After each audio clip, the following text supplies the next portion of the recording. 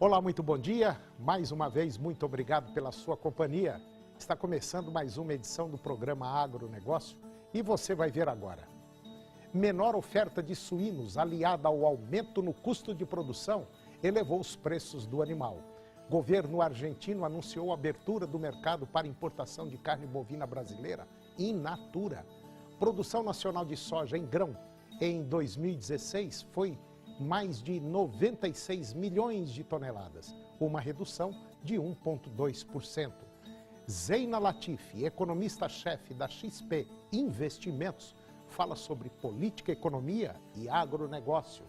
Primavera, que começou às 5 horas na última sexta-feira, dia 22, deve trazer temperaturas mais altas e um pouco mais de umidade em seu final. E Luiz Antônio de Brito vai comentar sobre Bolsa Mercantil e Futuros e sobre a safra mundial de soja 2017-2018. O agronegócio está começando.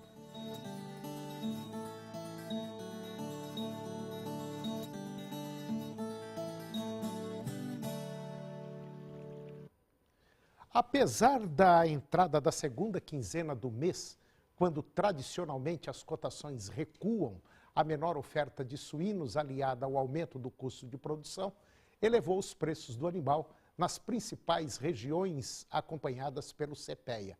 Na praça SP5, que constitui de Bragança Paulista, Campinas, Piracicaba, São Paulo e Sorocaba, as cotações do animal vivo subiram quase 4% entre os dias 13 e 20 de setembro, com o quilo do animal vivo negociado a R$ 4,16, em média, na última quarta-feira, dia 20.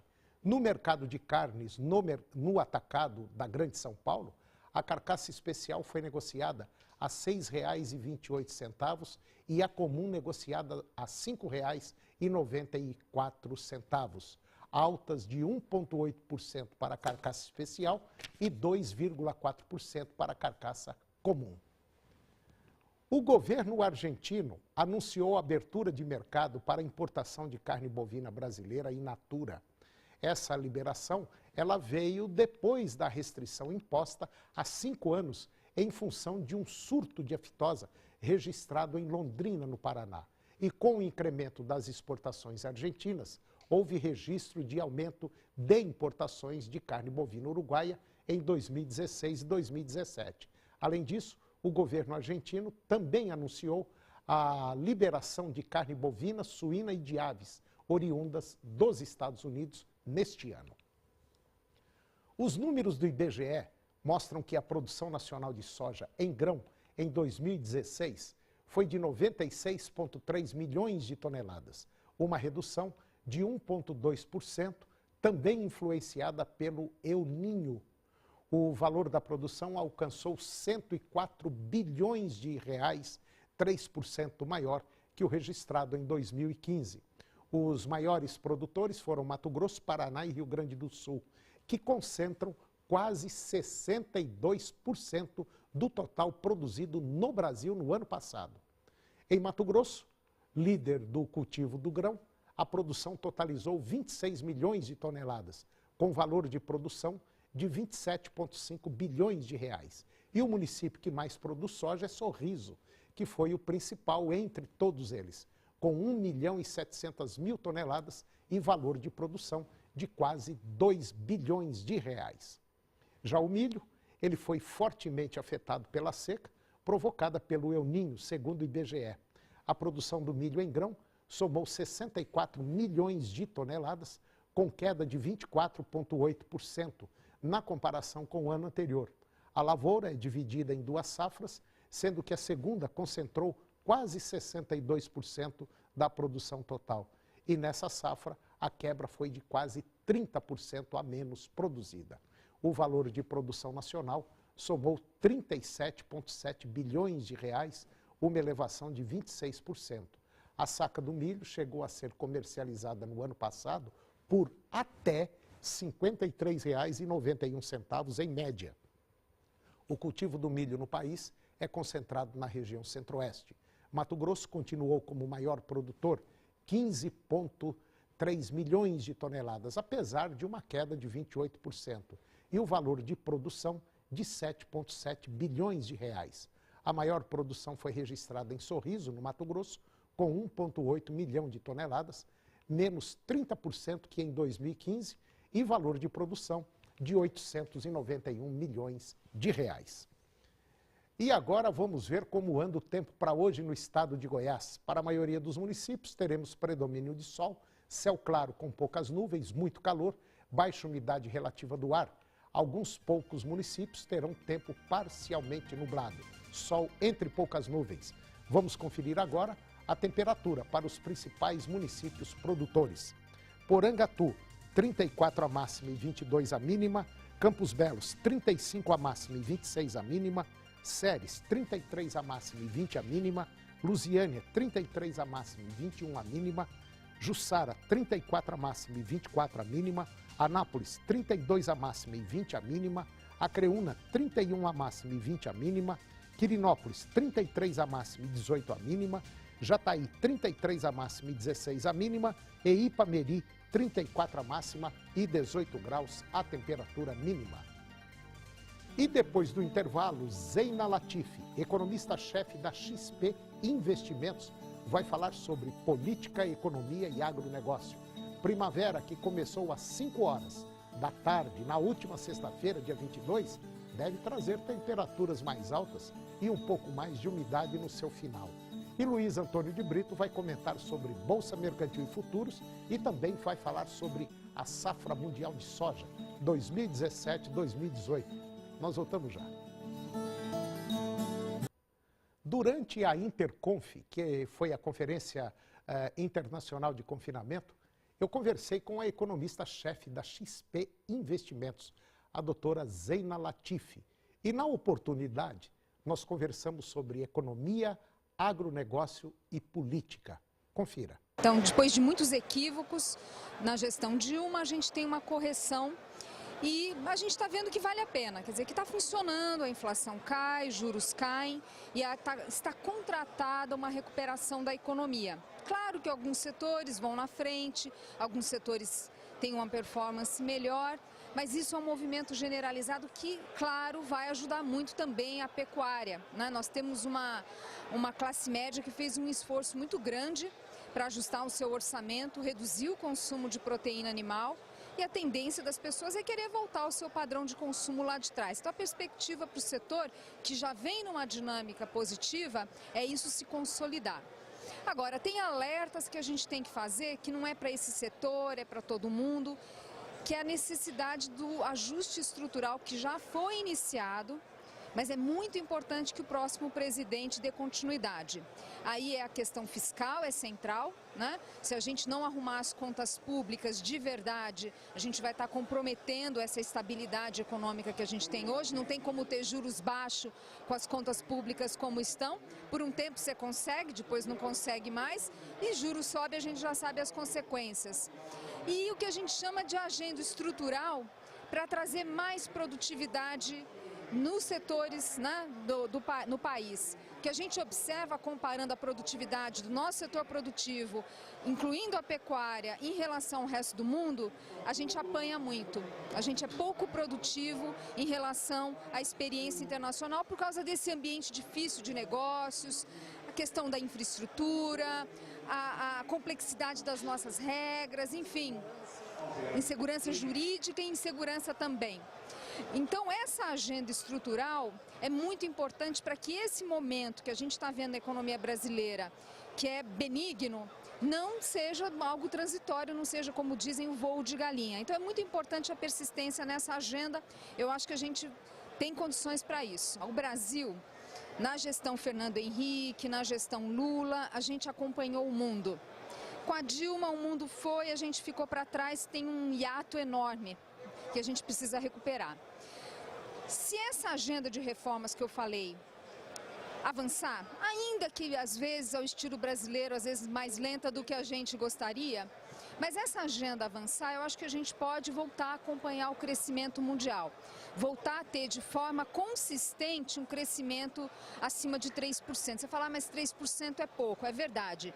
Se a gente for mais ambicioso, se a gente conseguir de fato ter uma agenda mais progressista, claro que a gente vai poder avançar mais que isso. Mas é isso, tem uma agenda importante. É muito importante a pressão do setor produtivo para a continuidade dessas agendas. É muito importante, até porque como o dinheiro acabou, não tem mais como ter muitas políticas de fomento, de subsídios. Então a gente tem que passar para um outro tipo de agenda, uma agenda de ganhos de eficiência, de um Estado que atrapalhe menos. Dá para acreditar ainda nesse governo? Olha, esse é um governo que tem baixa popularidade. As taxas de aprovação do governo são de 7%, é um dígito, é muito baixa. Mas, por outro lado, é um governo que acertou nos diagnósticos, acertou no time econômico. E acho que não é coincidência o fato da gente ter um presidente que está desgastado, mas também não temos protestos nas ruas pedindo a sua saída. Acho que apesar da população, enfim, não ver o presidente da República exatamente como uma pessoa, enfim, um grande líder, não gostam dele, né? A popularidade dele baixa diz isso, mas tampouco há um movimento para tirá-lo. Eu acho que tem a ver com a economia. Acho que se a economia estivesse colapsando, estivesse desarrumada, se ele tivesse errado, aí ele não ia ter respiro algum. A gente ia ter o fora Temer muito forte. Bom, com esse acerto e com esse amadurecimento que eu acho que existe no debate econômico no Brasil, é possível a gente, mesmo com o governo, com as suas dificuldades políticas, com a baixa aprovação, acho que é possível a gente mesmo assim ter continuidade da agenda econômica. Um próximo presidente, conforme a economia estiver mais consolidada e essa agenda também mais clara, fica também mais fácil para o próximo presidente segurar o bastão e dar continuidade. Saída tem. Claro que tem. E a gente olha a história brasileira, a gente percebe um país que avançou muito nas últimas décadas. Eu acho que com a Dilma nós tivemos retrocessos, mas o caminho no geral foi um caminho positivo. O que eu acho é que a gente precisa ser mais ambicioso, de andar mais rápido. E depois do intervalo, você vai ver que a primavera, que começou às 17 horas na última sexta-feira, dia 22, deve trazer temperaturas mais altas e um pouco mais de umidade em seu final. E Luiz Antônio de Brito vai comentar sobre BMF, Bolsa Mercantil e Futuros, e sobre safra mundial de soja 2017-2018. Nós voltamos já. Após um inverno seco, a primavera que começou às 17 horas e 2 minutos na última sexta-feira, dia 22, deve trazer temperaturas mais altas e um pouco mais de umidade em seu final. Embora ainda nos primeiros dias, as condições climáticas vão permanecer muito secas. A estação iniciou sem influência dos fenômenos El Niño e nem o Laninha, sendo marcada pela neutralidade climática. A tendência agora é que ao longo da primavera, o fenômeno Laninha ocorra durante a primavera e verão de 2017 e 2018. Segundo dados do INMET, que é o Instituto Nacional de Meteorologia, diferentemente do El Niño, o fenômeno consiste na diminuição da temperatura das águas do Pacífico. E esse fenômeno deverá influenciar as condições climáticas ao longo de toda a safra de verão. A primavera desse ano também deve terminar com o fenômeno da zona de convergência do Atlântico Sul, que proporciona chuvas volumosas para várias regiões do país. O aumento do calor e da umidade da estação provocam pancadas de chuva no final da tarde ou da noite nas regiões centro-oeste e sudeste. A estação também traz poucas alterações nos números mensais de chuva na região sul. As temperaturas na primavera ainda continuam apresentando grandes variações, ainda sem frio tardio que possa prejudicar a agricultura. E durante o verão, as temperaturas voltam ao padrão normal sem grandes variações. Para áreas ao norte e também da região centro-oeste e áreas produtoras de grãos do nordeste do Brasil, as chuvas que estão atrasadas deverão ser mais regulares e abundantes. Para a primavera deste ano, não há expectativa de massas polares fortes. Assim, não devemos ter eventos de frio atípico como no ano passado.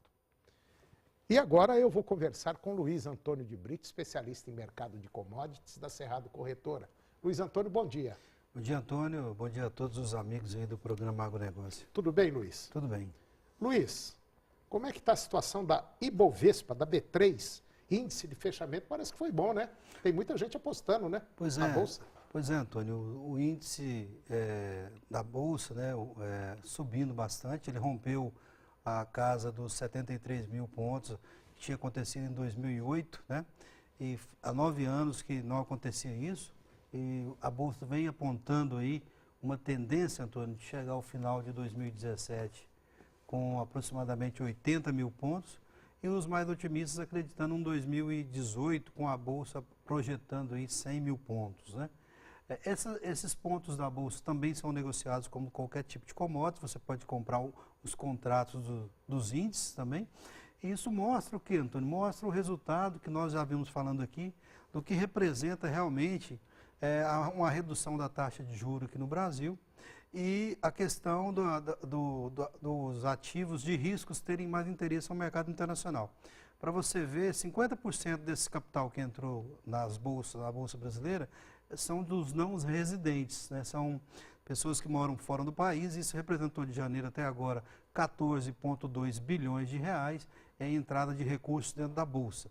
E isso vai levar o quê? Vai levar com a economia, é um sinal positivo com essa redução da taxa de juros, e também mostra que alguns sinais o mercado já digeriu bastante e busca outros recursos para investir. Outros investidores internacionais buscam o Brasil como uma forma de fugir dos baixos juros praticados em outros mercados, né? É aquilo que nós vimos na reportagem passada da Zeina Latif falando sobre economia. Se a gente for mais ativo, mais ligeiro, nós saímos dessa situação rapidinho, porque qualquer melhora que der aqui, o pessoal de fora investe aqui dentro, né, Luiz? Exato. É só uma questão de ajustar aqui dentro. Exato. Inclusive, os otimistas aí estão prevendo um PIB subindo 0,6%, 0,7% esse ano, e possivelmente 2,5% a 3% já no ano 2018. Quer dizer, os sinais são positivos aí.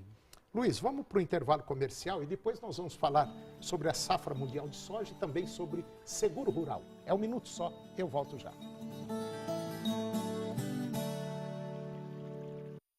Eu estou de volta conversando com Luiz Antônio de Brito, especialista em commodities da Cerrado Corretora, e agora nós vamos falar sobre a safra mundial de soja. Luiz, como é que está a situação? Olha, o USDA, né, o Departamento Americano de Agricultura, divulgou o 5º levantamento da safra, e a gente pode observar aí que há uma redução um pouco de quase 3 milhões de toneladas na safra mundial.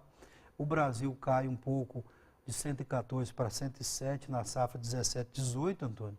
Isso representa aí 7 milhões de toneladas a menos. E quando a gente observa o consumo mundial, ele está em 344 milhões de toneladas, quer dizer, nós estamos com 348, e os estoques estão com 97. Há uma demanda forte, a gente observa que a China vai aprendendo a produzir soja, ela sai para 12,9 para 14, a aquisição de empresas de sementes vão transformando a China num potencial produtor de soja, e a gente acredita que o mercado está bem ajustado e nós podemos ter preços aí também interessantes, com até agora, recentemente, a produção de etanol da própria soja, né? É verdade. Seguro rural. Seguro rural é um problema que nós temos aí à frente, né, Antônio? A gente observa aí que o governo vem reduzindo a sua participação, o contingenciamento de recursos para o seguro rural ficou em 400 milhões, e nós podemos observar aí que se não for feito alguma coisa, nós podemos ter 42 mil apólices não cobertas aí para o pessoal da agricultura e da pecuária, pessoal da safrinha de milho, de café, de soja, uva e maçã. É uma situação complicada, porque um dos fatores que tira o sono do produtor é justamente aí o clima, né? Não é nem tanto o preço, e o governo vem reduzindo. Se você observar aí, 2017, ele está com 34 milhões totais aí nessa safra aí de investimentos no seguro. O seguro é onde o governo paga parte do prêmio, né? Que o produtor vai fazer, lá o pecuarista vai fazer o seu seguro rural. Isso é de 35% a 55% do valor do prêmio, nós já tivemos até 60%. Então o governo está reduzindo isso, as seguradoras podem cancelar 42 mil apólices se o governo não bancar a outra parte, ou o produtor vai ser obrigado a botar a mão no bolso e pagar essa diferença do prêmio, porque senão ele vai ficar sem a cobertura da seguradora. Mas só que aí tem um detalhe, aí sobe o preço do produto também, né, Luiz? Exatamente. Sobe soja, sobe milho, sobe arroz, sobe feijão, sobe tudo. Exato, mas é preocupante a situação do seguro, porque os 400 milhões já estão contingenciados e até agora pouco mais de 100 milhões foram liberados. Eu gostaria até de fazer uma pergunta, Luiz, e perguntar o seguinte, eu não sei se é para você ou não, mas por que as coisas aqui no Brasil não têm uma política ou políticas direcionadas para setores importantes? Você vê na geração de energia, nós poderíamos estar o Brasil produzindo energia através da cana, dos resíduos da cana. Só as usinas que nós temos dá para produzir mais do que a Itaipu. Exato. E está aí, nós gastando dinheiro, gente gastando dinheiro, vai ter que importar energia agora da Argentina e do Uruguai. Não existe uma política de longo prazo, né? Quer dizer, a política que tem aqui é só para mala, né? Mala tem, né? Muitas malas. Muitas malas difíceis de carregar. E a política de curto prazo acaba fazendo com que não se possa planejar uma ação mais duradoura, né, Antônio? Infelizmente, né, Luiz? Exatamente. Luiz, mais uma vez, muito obrigado pela sua participação no nosso programa e até o próximo. Eu que agradeço, um bom dia a todos. E o programa de hoje chegou ao fim. E eu termino com a seguinte mensagem. Enquanto uma pessoa hesita por se sentir inferior, outra está ocupada cometendo erros e se tornando superior. Um grande abraço, bom dia e até o próximo programa.